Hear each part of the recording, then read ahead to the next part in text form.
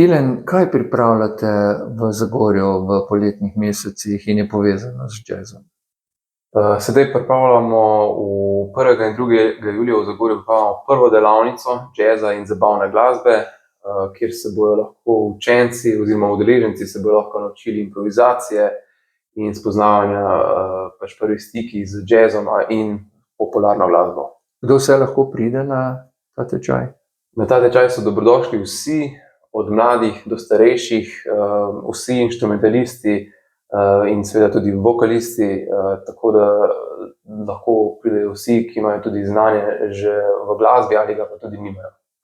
Kdo bo skrbel za to, da bodo dobili čim več znanja? Zato smo izbrali kar nekaj mentorjev. Jaz bom učil kitaro, Luka Jan bo bobne, pihala in trobile bo skrbel Lan Turek, Jernej Vinšnojer bo učil kontrabas, bas kitaro in klaviature, Jure Tori bo učil harmoniko in pa Saša Lešnjak bo učila petje. Zanimiv izbor mentorjev. Kako ste si zamislili sam potek delavnic? Sam potek bo, kakor sem omenil, 2 dni, 1. in 2. julij. Dopoldne se bo potekal vedno individualni pouk in popoldne kasneje še skupinski pouk. To pomeni, da bodo udeleženci dobili priložnost, da igrajo tudi v bendu, kar se mi zdi, da je super priložnost, ker morda to še v nižjih glasbenih, vsaj vseh, še ni na voljo, ali tudi drugače, da spoznajo ljudje in mogoče se kasneje ustanovijo novi bendi.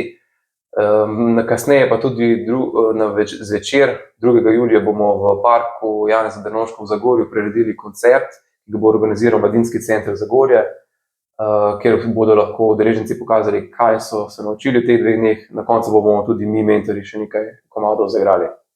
Ali se lahko še prijavijo na te delavnice ljudje?